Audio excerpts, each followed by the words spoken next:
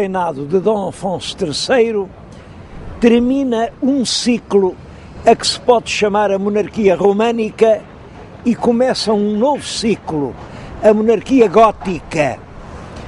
É mais ou menos por essa altura que Lisboa começa a ser a capital do Reino de Portugal. O Rio Tejo é muito frequentado por mercadores. El Rei vive aqui neste castelo, um castelo que já vinha do tempo dos mouros, embora por vezes ande pelo país. Os altos tribunais têm a sua sede em Lisboa. Não é possível estabelecer uma data certa do momento em que Lisboa funciona como capital do reino, mas a data de 1255 deve andar muito perto da verdade.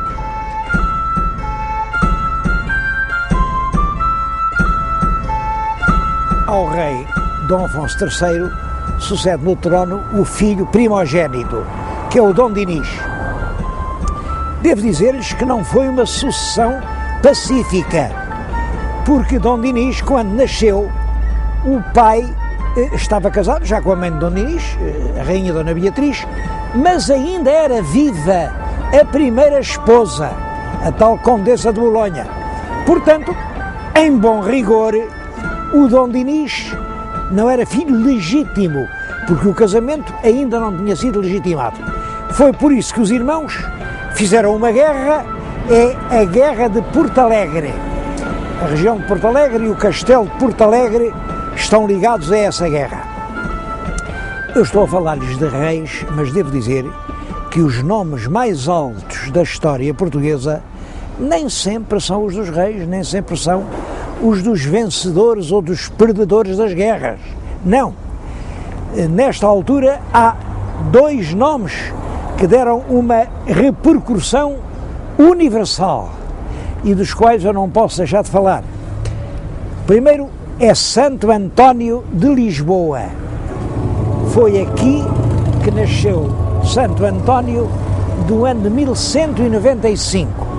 Estudou aqui, estudou em São Vicente de Fora, depois foi continuar os estudos em Santa Cruz de Coimbra, chegou a ser cônego do convento dos Agostinhos de Santa Cruz, mas em 1220, quando tinha 25 anos, ele assistiu a um episódio muito dramático. Passaram por Coimbra 5 frades franciscanos que iam a caminho de Marrocos para convencerem o norte da África de que o verdadeiro caminho para Deus não é o que passa pelo Corão, mas é o que segue pelo Evangelho. É claro que, naturalmente, estes pregadores foram mortos e os cadáveres regressaram por Portugal à Europa e voltaram a estar em Coimbra. Santo António viveu esse drama e resolveu ele próprio ir pregar para Marrocos. Sabe-se que passou lá um inverno sempre gravemente doente e então resolve voltar a Portugal. Mas por razões que nunca foram explicadas, o navio não o trouxe para Lisboa. Houve uma tempestade e diz que o navio foi parar antes à ilha Sicília. Nessa altura havia um nome célebre, São Francisco de Assis. Era um italiano que estava a empolgar todos os crentes da Itália. Santo António conhece pessoalmente São Francisco, é nomeado pregador e professor de teologia dos franciscanos e rapidamente ocupa dentro da ordem uma posição incomparável. Todo o norte da Itália lhe é entregue. A luta contra as heresias dos albigenses é ele quem a trava, com discursos que inflamam milhares e milhares de crentes. Bom, ele morre praticamente no púlpito, esgotado na Semana Santa de 1231. Passados 10 meses apenas, foi canonizado. E em Itália, ainda hoje, quando se diz o santo é o Santo António. Em Itália, a Basílica de Pádua e toda a cidade de Pádua lhe está consagrada. É uma das figuras portuguesas que ainda hoje têm uma maior projeção em todo o mundo.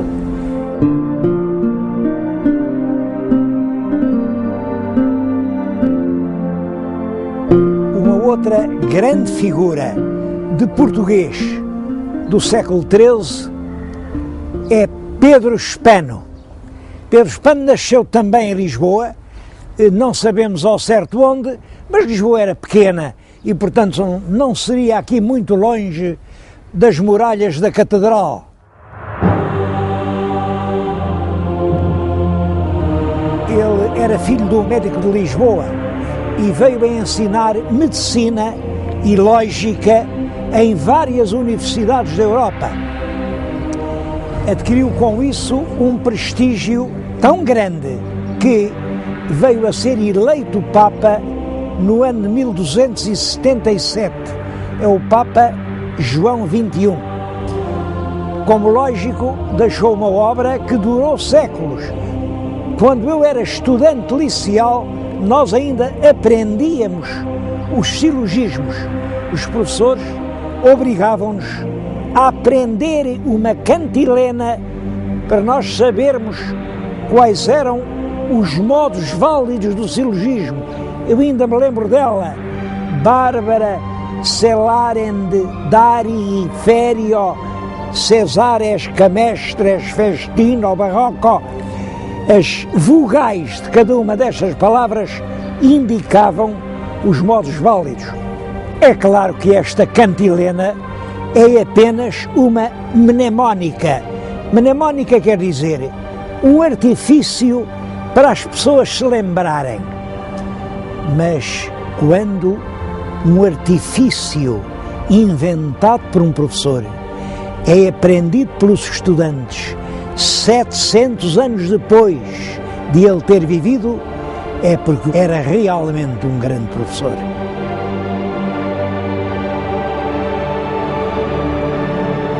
Na época do rei Dom Dinis, continuou o grande crescimento económico que vinha do reinado anterior. Os dois reinados juntos, Dom Afonso III e Dom Dinis, prefazem 77 anos e pode realmente dizer-se que durante esse longo período Portugal nunca deixou de crescer. Eu estou a dizer-lhes isto aqui num ambiente bem dionisino. É um claustro mandado fazer pelo rei Dom Dinis no mosteiro de Alcobaça e que dá perfeitamente na sua grandeza, na sua solidez, uma imagem dessa época. O comércio desenvolveu-se muito.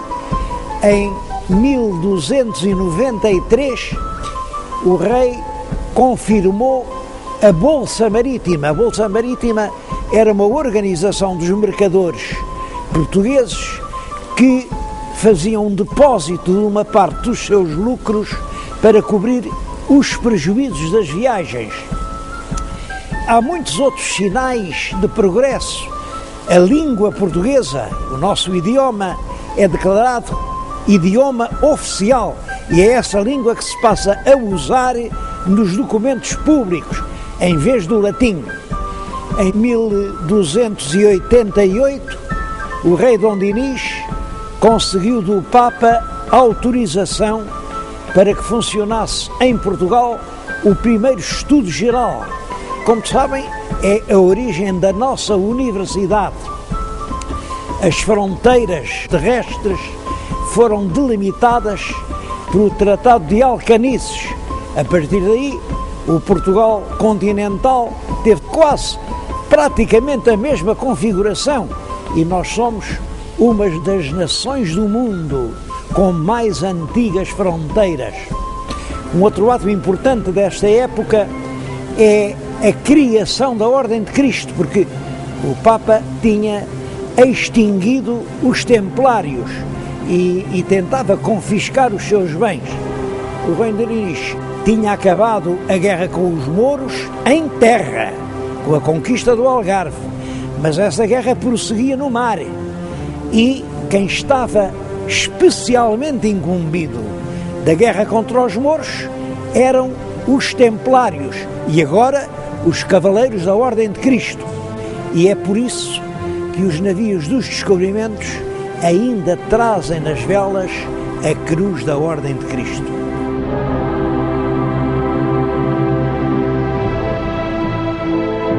É muito considerável a obra de fomento interno feita durante a época do rei Dom Dinis. Ele fundou vilas novas, instituiu feiras, mandou enxugar pântanos, construiu mosteiros e fortalezas. É impressionante a lista de obras que consta na crónica de Dom Dinis do Rui de Pina. Ele construiu Serpa, e Moura, e Olivença, e Campo Maior, Monforte, Arronches, Porto Alegre, Marvão, Castelo de Vide, e Borba, Vila Viçosa, Arraiolos, Alandroal, Monsaraz e a Jurumanha, e fez a Torre da Beja, e na Beira ainda fez Avô e o Sabugal e Castelo Rodrigo.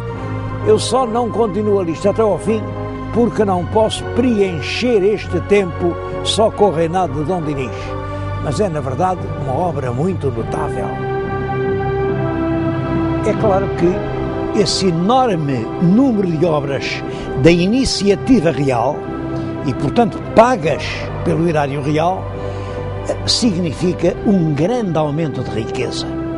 É que tinha aumentado muito o número das feiras, só até ao fim do século XIII há 30 feiras novas em Portugal, aumenta a moeda circulante, a extensão dos campos arroteados quase duplica e com isso cresce a produção do azeite e do vinho, que depois vêm os mercadores ambulantes, compram nas feiras locais e vão vender no Mediterrâneo, vão vender no Norte da África, vão vender nas Flandres e, com tudo isso, as alfândegas têm grandes rendimentos.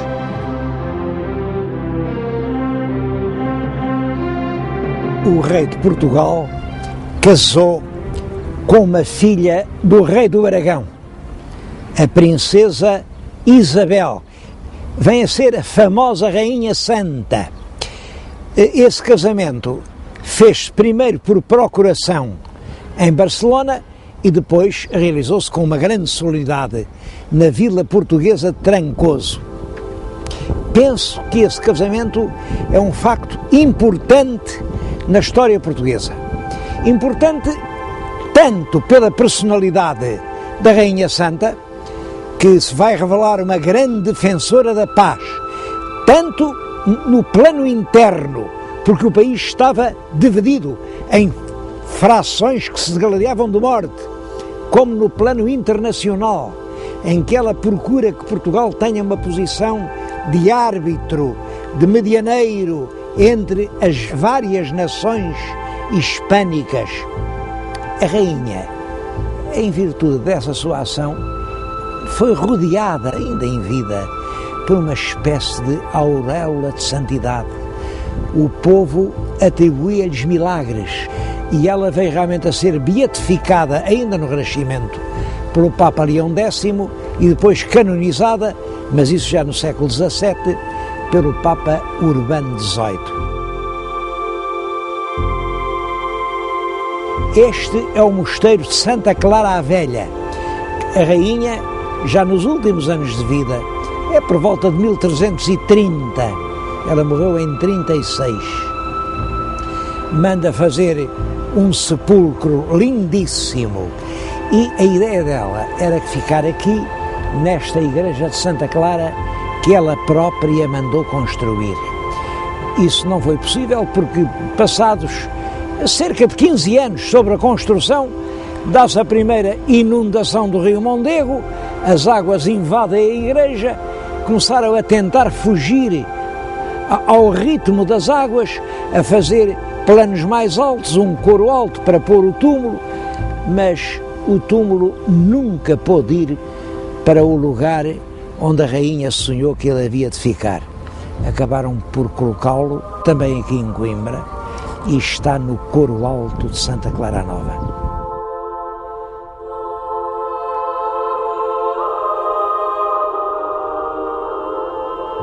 O reinado de Dom Dinis termina tragicamente. O rei Dom Dinis, da esposa, tinha um único filho, o Dom Afonso, que era, portanto, o futuro rei de Portugal. Mas fora do casamento tinha vários filhos bastardos e tinha uma grande predileção por um deles, que era realmente um homem de grandes qualidades, que era o Dom Afonso Sanches. Uma predileção tão grande que chegou a pegar nesse filho bastardo e a nomeá-lo mordomo-mor do reino. O herdeiro do trono, infante Dom Afonso, que é o futuro rei Dom Afonso IV, chegou a acusar o pai de o querer substituir no trono pelo irmão, pelo Dom Afonso Sanches, e revoltou-se abertamente. Bom, isto é a explicação que se costuma dar. Os documentos que se conhecem revelam que, em parte, esta intriga é verdadeira e que este foi o motivo direto da revolta. Mas é claro que, por detrás da Guerra Civil, havia contradições muito mais profundas. A acusação que o infante revoltado fazia ao rei seu pai era a de que ele não governava com justiça. Essa expressão governar com justiça tem na época muitas vezes o sentido de manter o equilíbrio entre grandes e pequenos. Na realidade, é certo que a partir do início do século XIV, ano de 1300, o rei Dom Dinis deixa de convocar as cortes, dá realmente proeminência aos grandes nobres, faz grandes doações e alguma razão tinha realmente o infante e as forças que o apoiavam para se revoltar. A guerra, com pequenos intervalos, durou desde 1320 a 1324. O rei teve que expulsar do país Dom Afonso Sanches, teve que afastar os ministros mais odiados pelo povo. Penso que o sentido dessa tão mal conhecida guerra civil só pode ser o seguinte: o grande progresso económico tinha feito crescer a nação plebeia, mas tinha ao mesmo tempo arruinado a nação fidalga.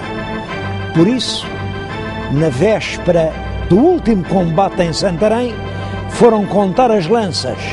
Do lado do rei só havia 40 lanças. Do lado do povo havia 320 lanças. O povo tinha vencido mais uma vez.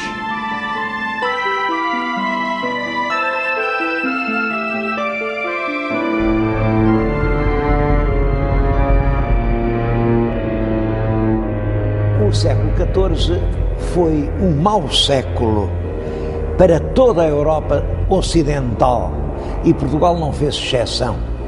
É realmente o século da fome, da peste e da guerra.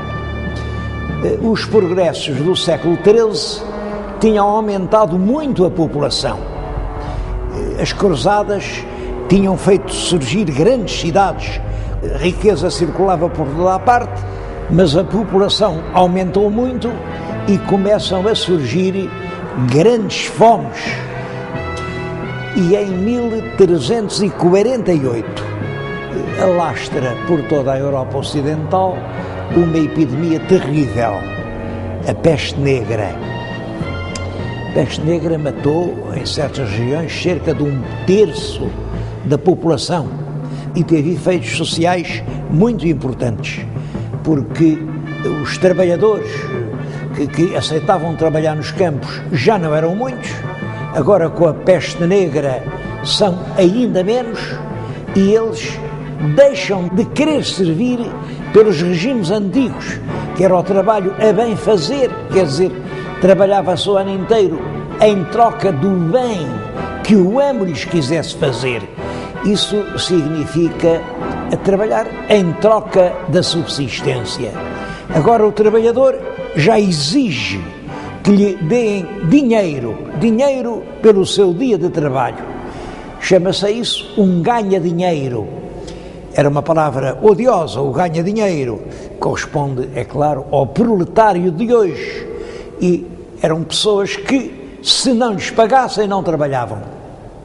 Isto hoje pode parecer-nos estranho, porque é a regra absoluta, mas na Idade Média não era assim.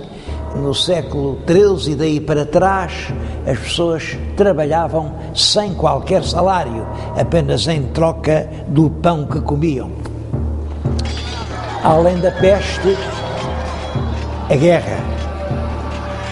É um século ensanguentado por grandes revoltas dos camponeses contra os seus senhores, pelos saques dos castelos e das abadias, pela guerra dos flamengos contra os franceses, pela guerra dos turcos contra os cristãos e pela guerra dos 100 anos entre a França e a Inglaterra, uma guerra que começa em 1337 e que vai durar 100 anos. É claro que Portugal não escapa a essa enorme crise.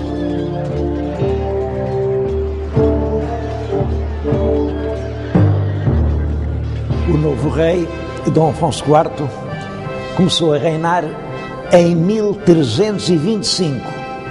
Os dois acontecimentos mais célebres do reinado são a morte de Dona Inês de Castro e são a Batalha do Salado.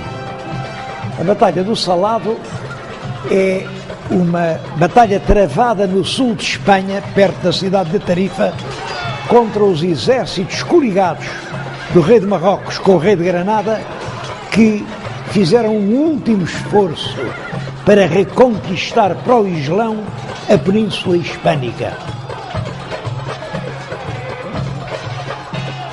Nessa batalha, os mouros foram completamente vencidos pelos reis também coligados de Castela e de Portugal. O rei de Castela é Afonso XI, o rei de Portugal é Afonso IV.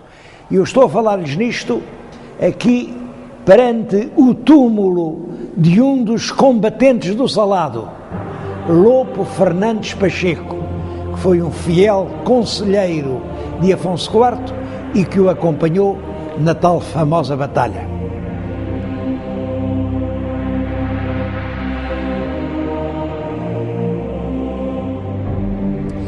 A morte de Inês de Castro deu-se no ano de 1355. Esse é um dos episódios mais famosos de toda a história de Portugal. E é possível que essa celebridade se deva a dois factos. O primeiro é a atenção que Camões lhe consagrou nos Lusíadas. O segundo é aos grandes túmulos que o rei Dom Pedro mandou construir.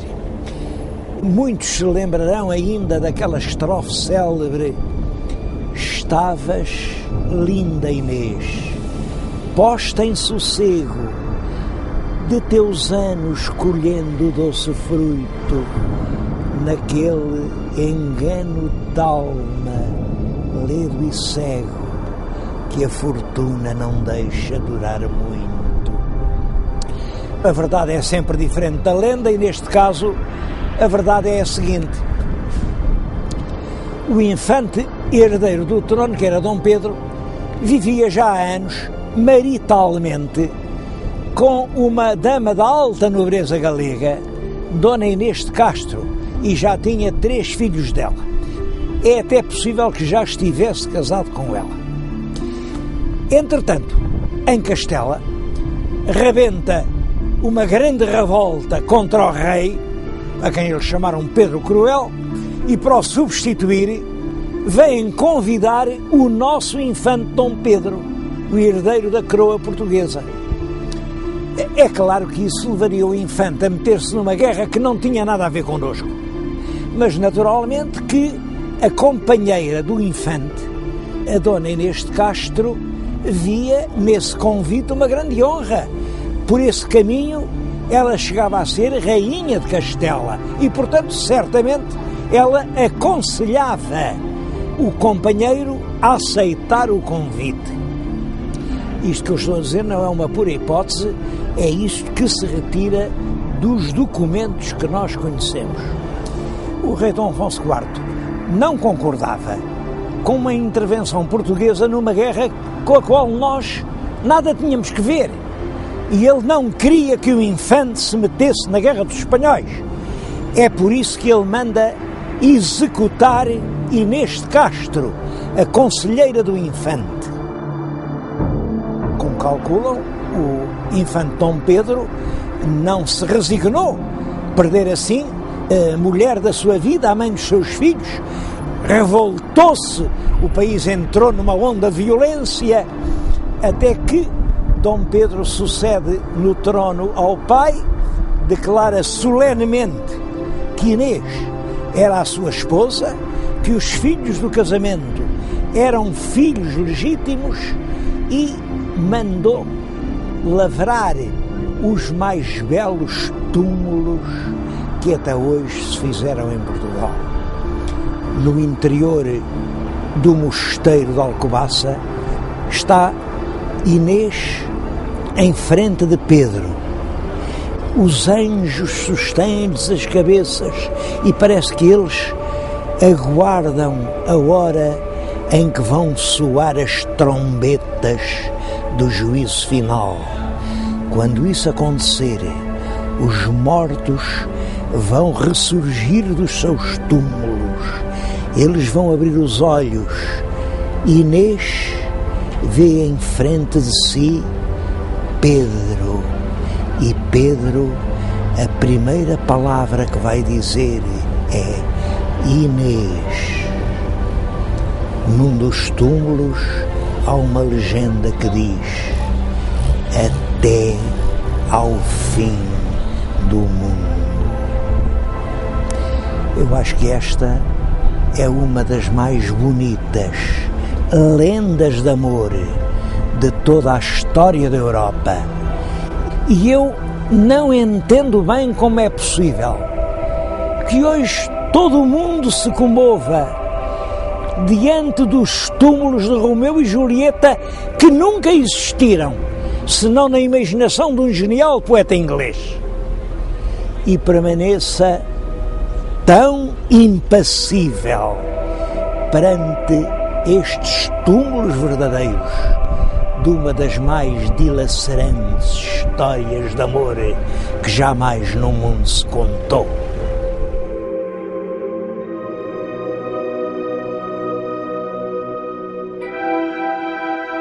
A Dom Pedro sucedeu o filho Dom Fernando, que ocupou o trono português desde 1367 a 1383. Portanto, durante 16 anos. Foi um curto e triste reinado. Foi a propósito deste rei que Camões escreveu nos Lusíadas: o fraco rei faz fraca a forte gente. O país estava profundamente dividido entre grandes e pequenos, como sempre, entre partidários da Aliança Inglesa e partidários da Aliança Francesa, e todavia era preciso escolher entre os fidalgos, os mercadores, os mosteirais, e o rei não tinha nem a força, nem o carisma indispensável para conseguir agrupar e dominar essas contradições. Além disso, ele praticou 3 grandes erros que agravaram muito a atmosfera política do seu tempo. O primeiro erro foi envolver-se em 3 guerras com Castela. 3 guerras perdidas e nas quais ele se portou sem valentia, sem inteligência. O segundo erro foi o casamento com Dona Leonor Teles de Menezes. É que acontece isto: o rei já por 2 vezes tinha contratado os seus casamentos. Da primeira vez com uma Dona Leonor que era filha do rei de Castela. Da segunda com outra Dona Leonor, uma Dona Leonor que era filha do rei do Aragão. O casamento custou um dote elevadíssimo e o dinheiro foi para lá. Mas, entretanto, o rei conheceu uma terceira Dona Leonor, que era uma grande fidalga portuguesa, mas que já estava casada com um fidalgo da Beira, João Lourenço da Cunha. O rei conheceu-a, apaixonou-se e resolveu casar com ela. O povo não concordava com esse casamento, porque achava que o rei casar com uma mulher já casada não era muito digno. Eu acho que por detrás desse pretexto havia uma razão mais forte. É que desde sempre existia em Portugal uma forte pressão entre as classes populares e a alta nobreza. E Dona Leonor Teles de Menezes pertencia realmente à alta nobreza. E o conflito que se desenvolve a pretexto do casamento revela toda a força dramática desse conflito a que o Fernão Lopes chamou o grande desvairo entre el rei e o povo.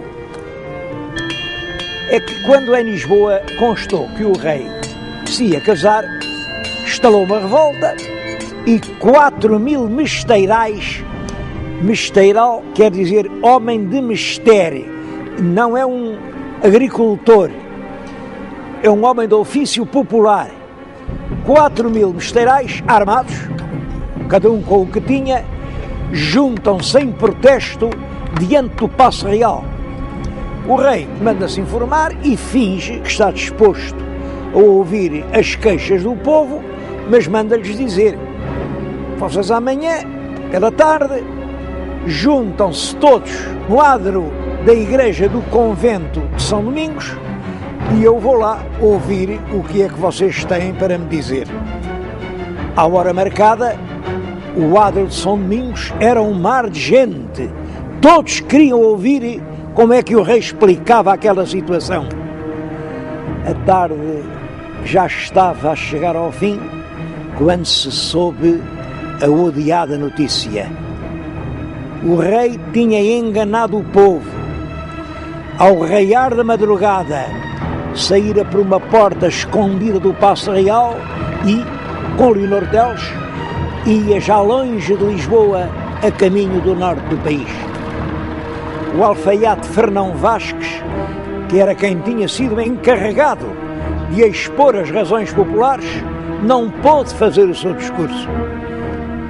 Vieram soldados reais, prenderam-no e cortaram-lhe a cabeça à machadada. Mas não foi só Fernão Vasques. Os documentos falam-nos em cabecilhas do motim, que por essa razão foram justiçados. Os documentos dizem só justiçados, mas nós todos sabemos qual era a justiça que se fazia no caso de revolta contra o rei. Era a ponta da corda da forca para os plebeus ou o gume da machada para os fidalgos. Mas eu referi-me a 3 erros. Penso que o terceiro erro foi a publicação da Lei das Sesmarias. Não é conhecida a data exata, mas segundo a indicação de Fernão Lopes, é de cerca de 1375. A nossa historiografia tradicional e romântica viu nessa lei uma providência de proteção e de ajuda à agricultura. Realmente não é isso que a lei diz. Refere-se concretamente às terras que são para dar pão e que proíbe que sejam utilizadas para qualquer outra produção. Eu estudei algumas centenas de contratos de exploração rural e repete-se constantemente esta expressão: o lavrador tem de dar ao Senhor ou 1/3 do pão que Deus der, ou 1/4 do pão que Deus der, ou 1/5 do pão que Deus der. Há hoje expressões, por exemplo, no Algarve, a quarteira, eram terras onde se pagava ao quarto. Até suspeito que a palavra 1/5 eram terras onde se pagava o quinto. Mas sempre do pão que Deus desse. Naturalmente, se o lavrador não semeasse o trigo, mas pusesse o bacelo da vinha ou as empas da oliveira, Deus não dava pão nenhum. E do vinho e do azeite, o lavrador nada tinha que pagar. É, portanto, para corrigir essa situação, em benefício da nobreza, mas em prejuízo dos lavradores, que o rei Dom Fernando publica a lei das sesmarias. Mas reparem, se o lavrador pratica uma lavoura que dá altos lucros, como o vinho e o azeite, pode pagar altos salários. Se, pelo contrário, pratica uma agricultura pobre, como era a do trigo, só pode pagar pequenos salários. Por isso, a segunda parte da lei das sesmarias é constituída por uma série de medidas de trabalho obrigatório. Os homens não podem abandonar os campos. Os filhos dos cavadores têm de continuar a ser cavadores. É proibido irem para a cidade, porque é necessário garantir mão de obra para a lavoura do cereal. Mais do que isso, nem sequer podem fixar livremente o preço do seu trabalho, porque são os grêmios dos lavradores, os homens bons das vilas, quem estabelece os preços pelos quais os homens do campo têm de trabalhar. Isto é, cai-se numa nova servidão. Compreende-se perfeitamente que uma lei deste género provoque uma forte reação social por parte dos homens que trabalhavam a terra.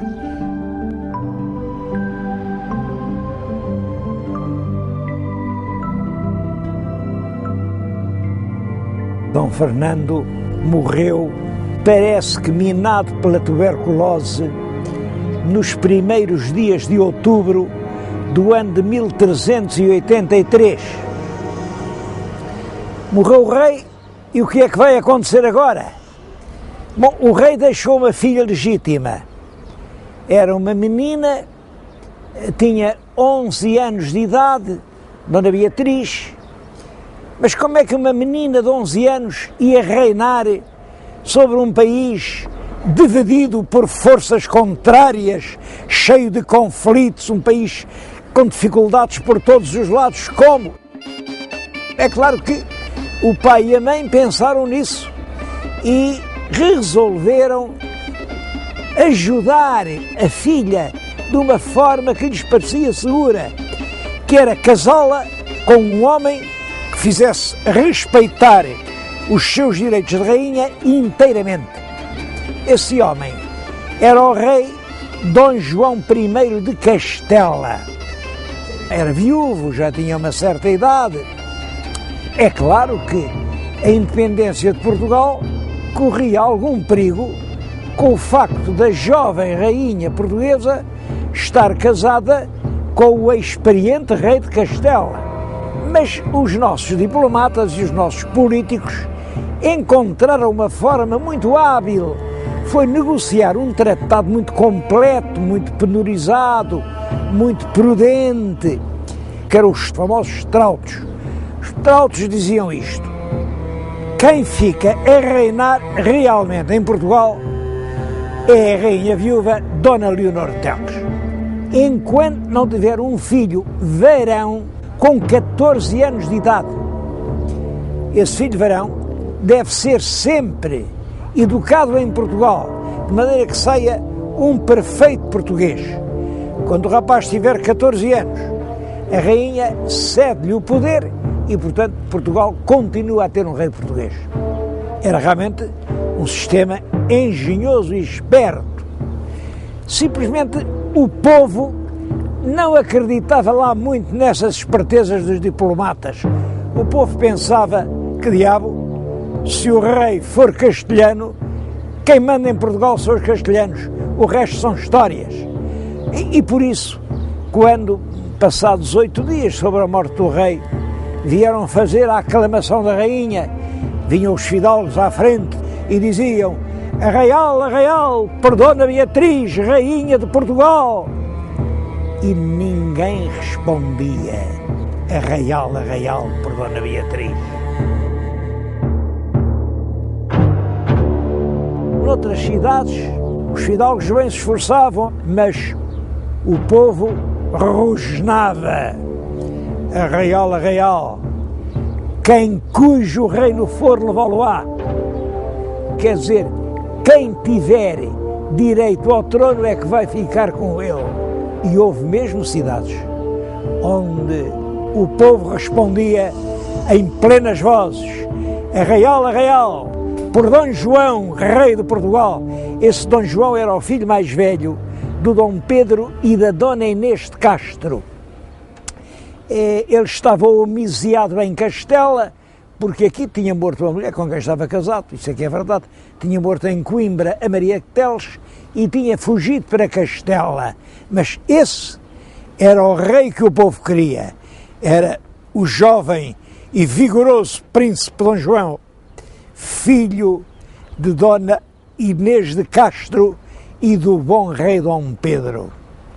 Claro que lá em Castela, logo que souberam que aqui o aclamavam, meteram-no na cadeia. O pobre rei Dom Fernando morreu. Morreu o rei, ficou a rainha Leonor Teles. Determinada, corajosa, mas quem a aconselha é o conde João Fernandes Andeiro. Ele é da Galiza. Deram-lhe aqui o título de conde de Orém. Uma família portuguesa, os Menezes, achavam que o título de conde de Orém devia ser lá na família. E bastou isso para uma grande parte da nobreza começar a odiar o novo conde de Orém, a quem só chamavam, assim um pouco por desprezo, o conde Andeiro. O conde Andeiro é fundamentalmente um diplomata. Conhece bem a Inglaterra, conhece bem a França e, sobretudo, está consciente da gravidade das soluções que ele tem de tomar. A Europa mergulhou na Guerra dos 100 anos.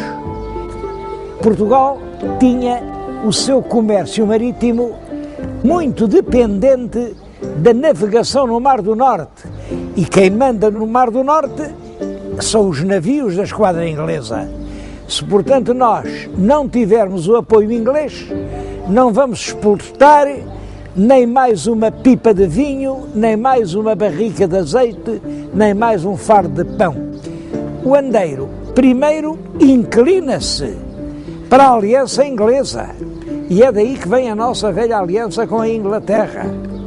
Mas a verdade é que isso provoca invasões espanholas. E os ingleses não nos vêm ajudar. Por isso ele volta-se agora para Castela. Tenta negociar acordos e alianças, mas naturalmente agora os burgueses não concordam. Estar do lado da França é estar contra a Inglaterra. E estar contra a Inglaterra é estar contra o bom negócio. Era, portanto, preciso mudar de projeto político. Mas para mudar de projeto político tinham de sacrificar o conde João Fernandes Andeiro. Devo dizer que a crónica de Fernão Lopes conta as coisas de uma forma diferente. O que diz é que a rainha Leonor Teles era amante do conde João Fernandes Andeiro e que, portanto, os burgueses de Lisboa, muito indignados com aquele adultério, que coisa horrorosa, então uma rainha viúva há tão pouco tempo, metida lá com o Andeiro, e que resolveram matar o Andeiro. De facto, há sempre uma pequena intriga por detrás de um grande interesse, e não há dúvida que aqui o que está em jogo é a política fundamental do país perante a Guerra dos 100 Anos. À frente dessa conspiração para mudar os rumos da política nacional está Álvaro Paes, um armador de navios, um capitalista de Lisboa, mas estão também os dois grandes chefes da nobreza portuguesa. Está o Conde Barcelos, que é realmente o chefe do poderoso clã dos Menezes, a que pertence a rainha, e está o Conde de Arraiolos, chefe do forte clã dos Castros. Eram as duas mais importantes famílias portuguesas. Pode-se dizer que nobreza e burguesia chegaram a acordo no sentido de uma mudança política. É claro que havia uma dificuldade. Como é que eles iam matar o Conde Andeiro? O Conde Andeiro vivia no Paço. O Paço é fundamentalmente ainda este centro de estudos judiciários, embora já muito desfigurado. Chamava-se naquela altura o Paço de Apar de São Martinho. Ora, como é que se vai entrar num palácio que tem a sua guarda? Eles engenharam um plano muito hábil.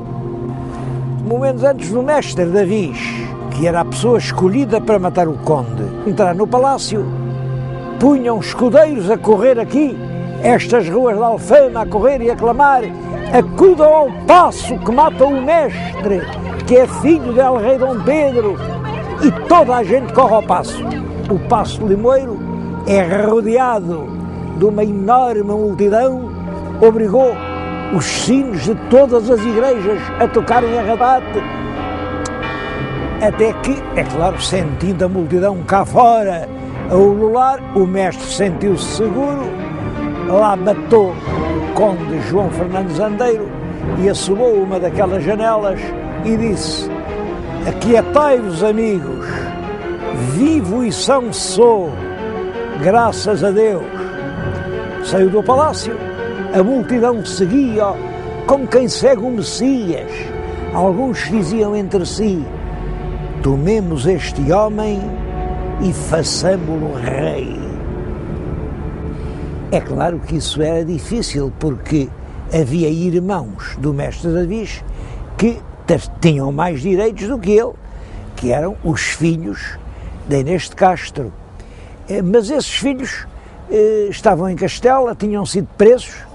O rei de Castela, logo que soube, morreu Dom Fernando, prendeu os infantes portugueses que podiam ser sérios pretendentes ao trono, portanto eles estavam presos e aqui o povo, o mais que pôde, foi eleger o mestre defensor e regedor do reino.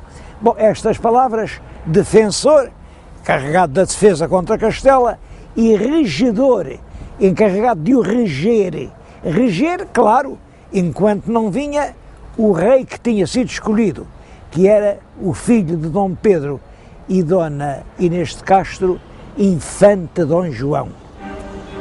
Naturalmente, isto é uma revolução em Lisboa, uma revolução completa, e o rei de Castela invade Portugal, vem pôr cerco a Lisboa, o cerco dura meses, a cidade passa terríveis provações, mas não há dúvida de que o mestre Davis portou-se com valentia e, a certa altura, começa a cair uma peste mortal. E o rei de Castela, antes que a peste lhe acabasse com o exército, ou até que a peste atingisse a rainha com quem estava casada, a rainha portuguesa, resolveu ir outra vez para a Espanha para refazer as suas forças. O mestre Davis não perdeu tempo. Mandou reunir cortes em Coimbra. Em Coimbra havia um palácio real, o Paço Real da Alcáçova. Este aspecto que atualmente se vê é quase todo do tempo do Marquês de Pombal. Mas o conjunto fundamental do edifício é ainda o Palácio Real da cidade, onde o mestre Davis mandou reunir as cortes de 1385. E o que ele pôs aí foi este problema. O trono está vago. Quem deve ser rei de Portugal? Apresentou um advogado muito inteligente, muito hábil, que era o João das Regras. E o João das Regras disse, bom, a rainha Dona Beatriz não, porque está casada com o rei de Castela, é um perigo.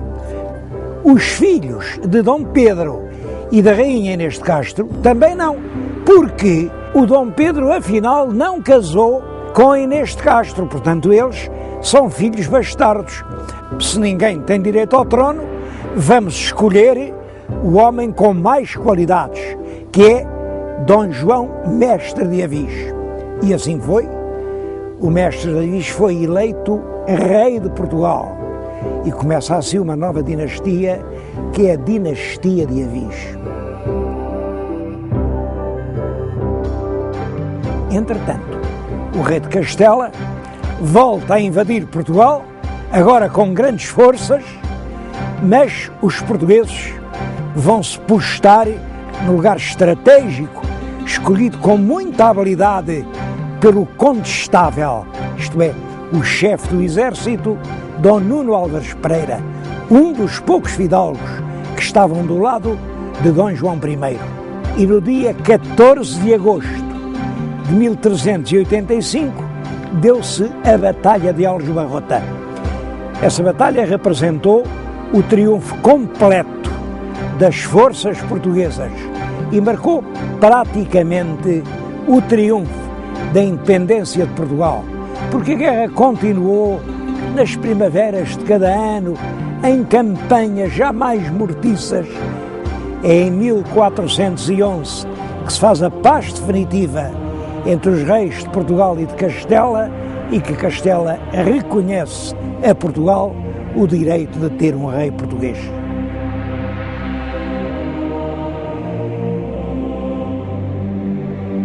A Batalha Real de Aljubarrota teve consequências de grande importância para o destino político de Portugal. Por um lado, resolveu o problema dinástico a favor da independência portuguesa. Por outro lado, colocou no trono uma nova dinastia, a dinastia de Avis. Mas, sobretudo, essa dinastia vem a imprimir um novo rumo à governação portuguesa. Para recordar para sempre essa vitória, o rei vencedor mandou construir, muito perto do lugar onde se deu a batalha, um grande monumento que ele consagrou a Santa Maria da Vitória. É um dos mais solenes e grandiosos monumentos portugueses. E El Rei Dom João I quis ter dentro dele a sua última morada. Para isso mandou construir a Mestre Huguet uma capela magnífica, grandiosa. É um dos mais extraordinários túmulos reais que existem na Europa. El Rei jaz no centro. No seu leito de morte, dá a mão à rainha.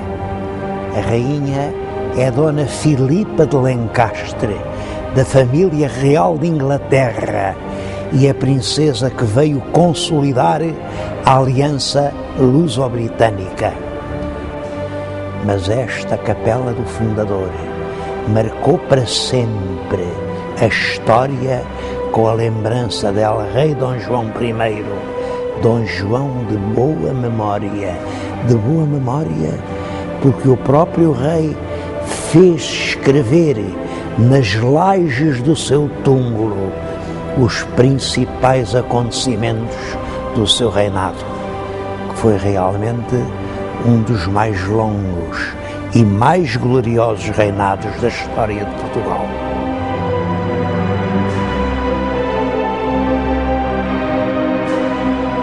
Os factos mais importantes desse quase meio século são, primeiro, o casamento do rei com uma sobrinha do rei de Inglaterra, Dona Filipa de Lencastre.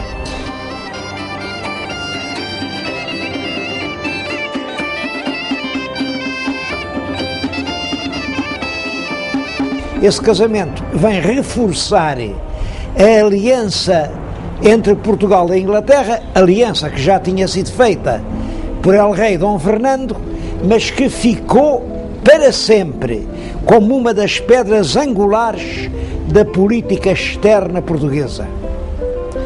O segundo facto é a ruína da velha fidalguia de sangue, que foi em grande parte substituída por uma nobreza nova.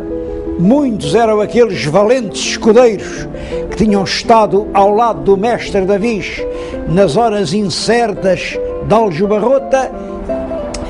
Há mesmo o aparecimento de algumas grandes casas nobres. O caso mais importante é a fundação da Casa de Bragança. A Casa de Bragança tem esta história. No tempo do mestre Davis havia em Portugal 3 condados: o Conde de Barcelos, o Conde de Orém e no sul o Conde de Arraiolos. Ora bem, o mestre Davis deu os 3 condados ao mesmo jovem fidalgo, o condestável Dom Nuno Álvares Pereira. Além disso, deu-lhe inúmeras outras coisas, de maneira que Nuno Álvares era o homem mais rico de Portugal e como tal, constituía um problema para a própria corte. O rei Dom João I, com habilidade, resolveu esse problema. O rei tinha um filho anterior ao casamento, Dom Afonso, e o Nuno Álvares tinha uma filha única. Ora bem, o rei casou esse filho bastardo com a filha única do condestável e, portanto, toda a imensa massa de bens de Nuno Álvares fica agora a fazer parte também da Casa de Bragança, quer dizer, pertence a um filho do mestre Davis. O último facto muito importante do reinado é o da conquista de Ceuta, que é em 1415. É a data que simbolicamente marca o início da expansão portuguesa. O tema das verdadeiras causas da expedição portuguesa a Ceuta é um dos temas mais polémicos da história do século XV. O que o rei Dom João I dizia era o seguinte: ele queria armar os filhos cavaleiros, porque os 3 filhos mais velhos, entretanto, tinham-se feito homens, mas devia, para isso, fazer uma grande festa.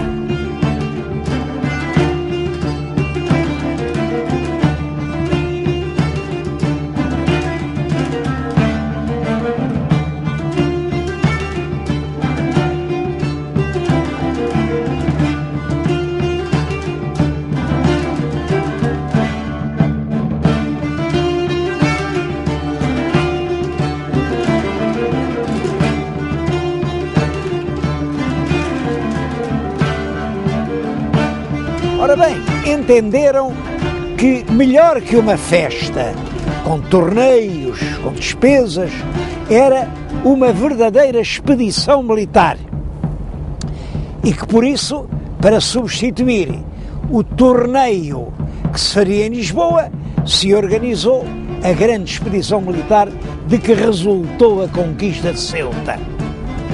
Esta versão que foi repetida durante séculos, foi depois posta em dúvida pelos historiadores modernos, que não acreditam nisso e que dizem que não, que as razões predominantes eram razões de ordem económica. Eu devo dizer que as razões dadas pelo rei estão perfeitamente de acordo com a mentalidade do tempo e com a mentalidade do próprio Dom João I. Ele era um filho bastardo que se tinha apoderado de uma coroa de uma forma não muito regular e que tinha, portanto, um problema de prestígio. Devo dizer que ele ganhou essa batalha do prestígio e chegou a ser um dos monarcas mais prestigiosos da Europa do seu tempo. O que é certo é que no verão do ano de 1415 saiu de Lisboa uma grande armada, cerca de 200 navios. O Porto também deu uma contribuição importante.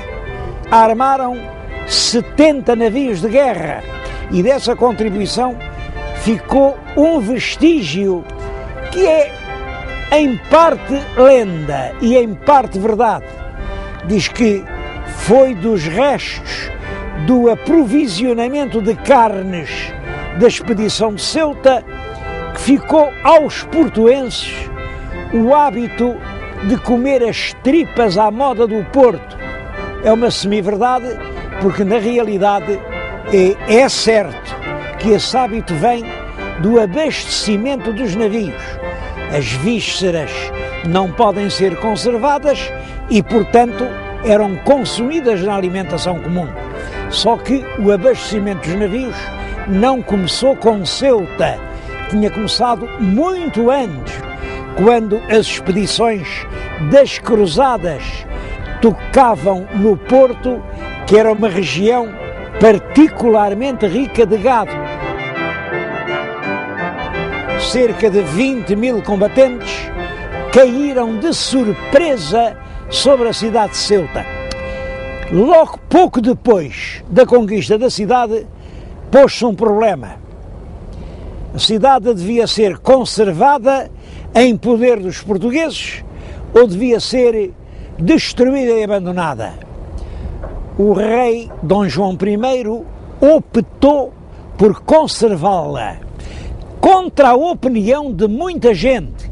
Por exemplo, o infante Dom Pedro dizia que aquilo era uma espécie de trocar uma boa capa por um mau capelo, porque era um grande servadouro de homens, de armas e de dinheiro, e ele tinha razão.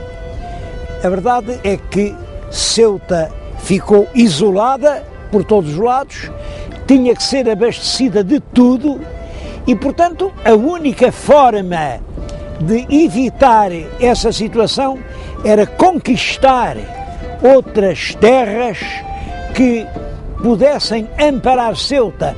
O próprio rei Dom João I, à hora da morte, fez aos filhos um apelo dramático, que voltassem a passar a África para conquistar a cidade de Arzila. Como dizia o filho de Dom João I, Dom Duarte, disto foram as derradeiras palavras que nos bem pôde dizer. Quer dizer, El Rei morre com esse apelo na boca. Ora bem, a cidade de Ceuta manteve-se sob a bandeira portuguesa desde 1415 até 1640. Com a restauração da independência, os habitantes de Ceuta preferiram continuar ligados à coroa de Castela. Na realidade, não tinham outra solução, porque eram inteiramente abastecidos através da costa de Espanha.